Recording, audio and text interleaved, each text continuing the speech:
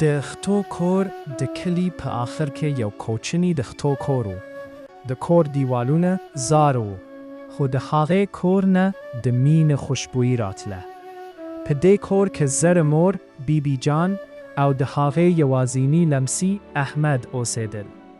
احمد لا کوچنی وه چې پلار یې په مزدورۍ ښار ته تللی او بیا هیڅ کله بیرته راستون نشو. مور یې هم د ناروغۍ له امله مړه شوې وه. اوس د هغه ټوله دنیا همدا زره انا وه. بیبي جان هر سهار وختي پاڅېده، تنور یې بل کړ، وچه ډوډۍ به یې پخوله او احمد ته به یې ویل زویه تعلیم وکړه، همدا تعلیم دې ژوند بدل وي. احمد به کتابونه په غیږ کې ونیول او د کلي ښوونځي ته به روان شو. خو د نورو ماشومانو جامې نوې وې او د احمد کالي زاره او شلېدلي وو. کله به چې ماشومان پرې وخندل، احمد به غلی شو او د خپلې انا خبره به یې په زر کې تکرار ولی. یو ورځ سخت باران وشو. د ستو کور چت سوری وه او اوبه ترې څڅېدې. بیبي جان په یو زاره لوښي کې اوبه ټول وې، خو بیا هم ټوله کوټه لمده شوه. احمد د کتابونو د خرابېدو له ویرې ژړل. هغه شپه بیبي جان ډېر غمجنه وه. هغې د احمد سر په زنګون کې کېښود او ورو یې ویل زویه، زه شاید ډېر وخت ژوندي پاتې نشم، خو ته باید لوی سړی شي. احمد جرغونی شو او وی ویل انا، زه به تا هیڅ کله یوازې پرېنږدم. ورځې تېرېدله.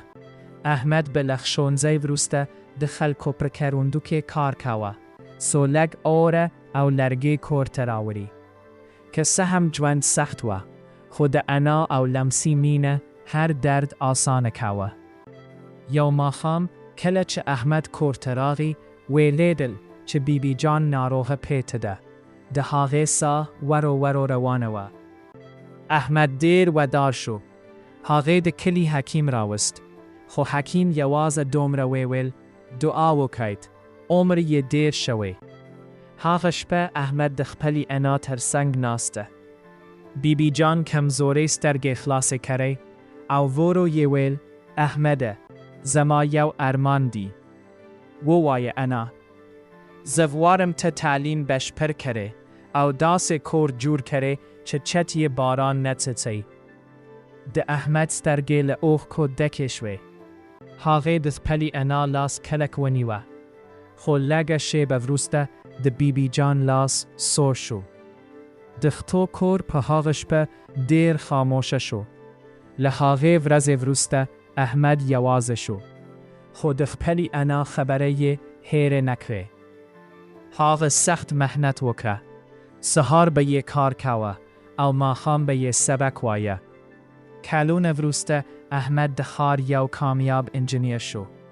کله چې بیرته خپل کلي ته راغی، د خطو هغه زوړ کور لا هم ولاړ، خو دیوالونه یې نړېدلي وو. احمد د کور مخې ته ودرېد. د انا یادونه یې وکړه او اوښکې یې تویې شوې. هغې هماغه ځای کې یو نوی ښکلی کور جوړ کړ. د کور په دروازه یې ولیکل د بیبي جان کور. خلکو به ویل احمد اوس شتمن سړی دی، خو احمد به مسکی شو او ویل به یې زما اصل شتمني د خپلې انا دعاوې دي. او د خطو هغه زوړ کور که څه هم نور موجود نه وه، خو د هغې مینه د احمد په زړه کې تل ژوندی پاتې شوه.